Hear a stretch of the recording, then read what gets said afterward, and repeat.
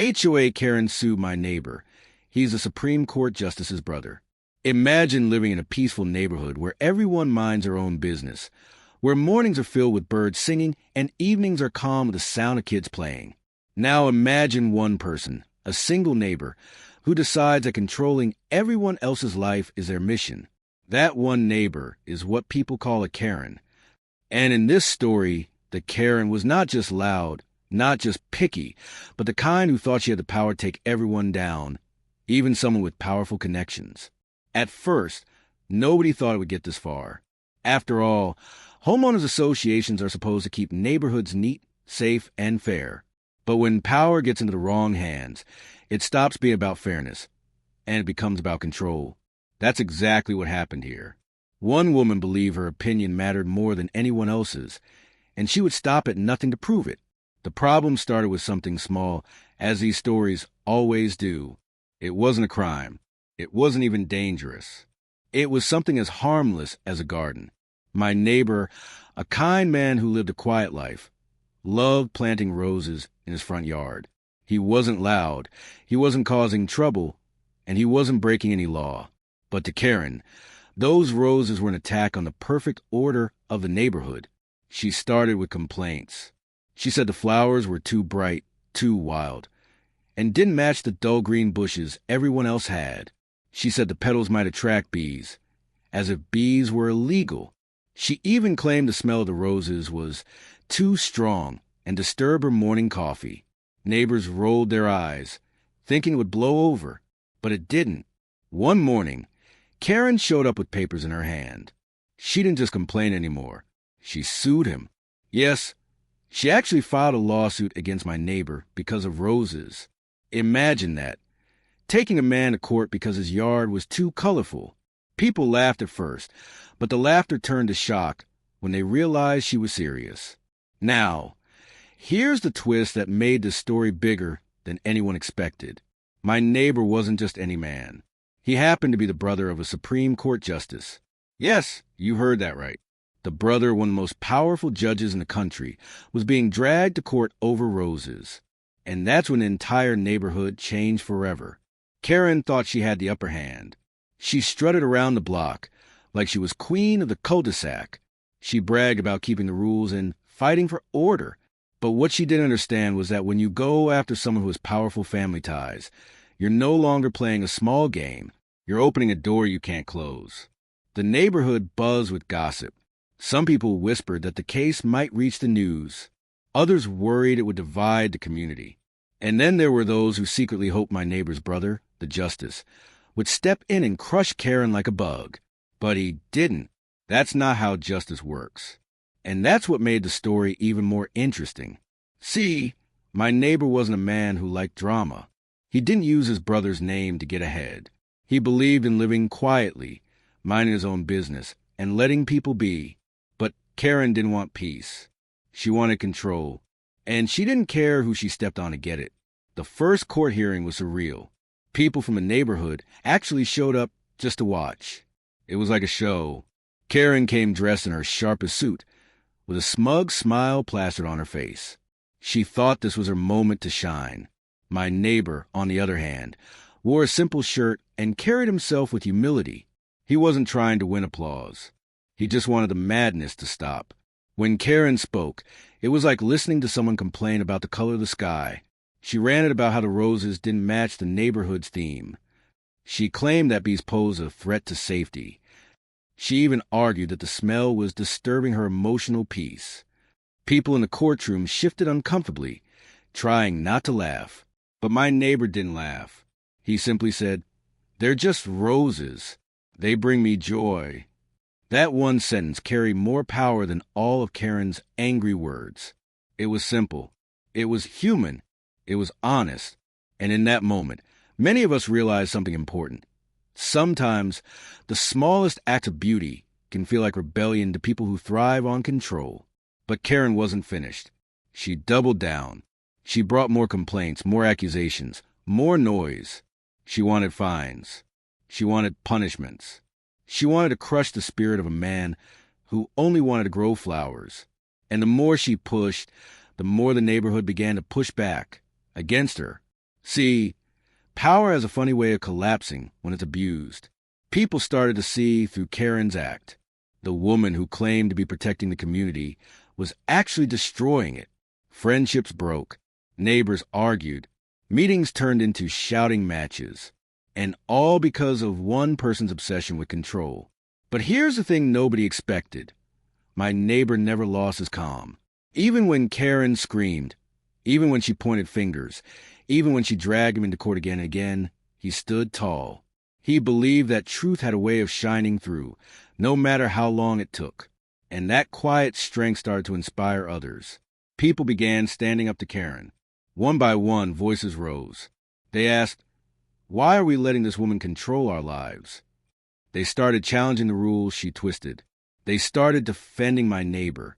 And suddenly, the woman who thought she was the queen of the neighborhood found herself standing alone. Still, Karen refused to back down. She filed appeal after appeal. She thought persistence would break my neighbor. But what she didn't know was that persistence can also work the other way. My neighbor kept showing up calm as ever, with the same quiet dignity. And behind him, slowly but surely, the neighborhood gathered. By the time the case gained attention outside our community, Karen was already drowning in her own anger. News outlets picked up the story. HOA Karen sues Supreme Court Justice's brother over roses. People online mocked her. Memes spread. And suddenly, what Karen thought would make her powerful made her infamous.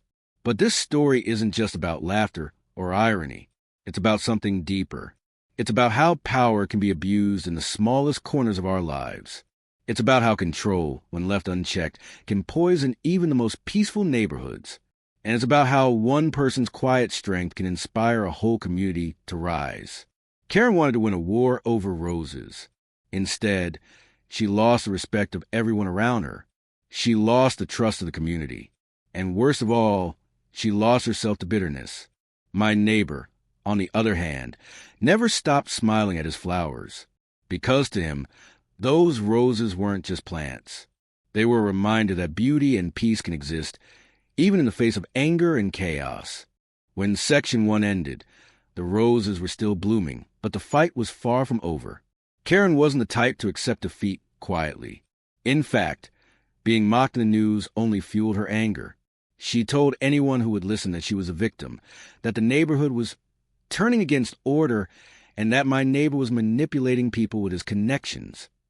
But what Karen didn't realize was that the louder she screamed, the clearer the truth became. The community had seen enough. They had witnessed her dragging a man to court over roses, heard her bizarre arguments, and watched her pride crumble under the weight of her own stubbornness. And when the world outside our neighborhood heard about it, her reputation turned from rule enforcer to the woman who sued flowers. That's not the kind of fame anyone wants. But instead of stepping back, Karen escalated. She began showing up at board meetings with binders full of complaints. She complained about the color of doors, the height of mailboxes, even the way children rode their bikes on the sidewalks. It became obvious this wasn't about roses anymore. This was about control, about her need to be the loudest voice in the room.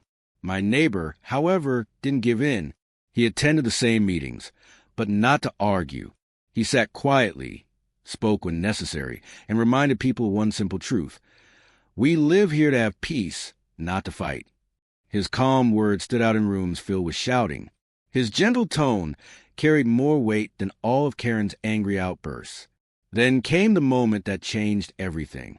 Karen filed yet another lawsuit, claiming the roses violated the HOA's visual harmony. This time, though, something unexpected happened. The judge didn't just dismiss the case. He scolded her. He told her the court's time was being wasted on personal vendettas. He reminded her that the law was meant to protect people, not to fuel ego battles. For the first time, Karen's power cracked in public. Word spread quickly. Neighbors who had once stayed silent began speaking up. They demanded change. They wanted new leadership in the HOA. They wanted fairness, not fear. They wanted to live without the constant shadow of lawsuits hanging over them. And slowly, one by one, people started rallying behind my neighbor, not because of who his brother was, but because of who he was. He wasn't flashy. He wasn't aggressive. He was simply kind, patient, and strong enough to stand against bullying. And in a world that often rewards the loudest voice, his quiet dignity became a force more powerful than Karen's anger. Of course, Karen didn't go down without a fight. She tried one last desperate move. She spread rumors that my neighbor was using his brother's influence to silence her. She claimed that Justice himself was secretly behind the scenes. But by then, nobody believed her. People had seen the truth with their own eyes, and no rumor could erase what they already knew. Eventually, the HOA voted, and for the first time in years, Karen lost. She was removed from her position of power. The neighborhood chose new leaders, ones who listened instead of demanded, who worked with people instead of against them. And just like that, the grip of fear lifted. The community could breathe again. But here's the part that stuck with me most. Even after all the lawsuits, the gossip, and the cruelty, my neighbor didn't gloat. He didn't rub his victory in Karen's face. He simply went home, watered his roses, and smiled. To him, it was never about winning. It was about living freely, without being crushed by someone else's obsession with control. There's a lesson in that. Too often, we think strength looks like shouting louder, fighting harder, or showing off power. But real strength?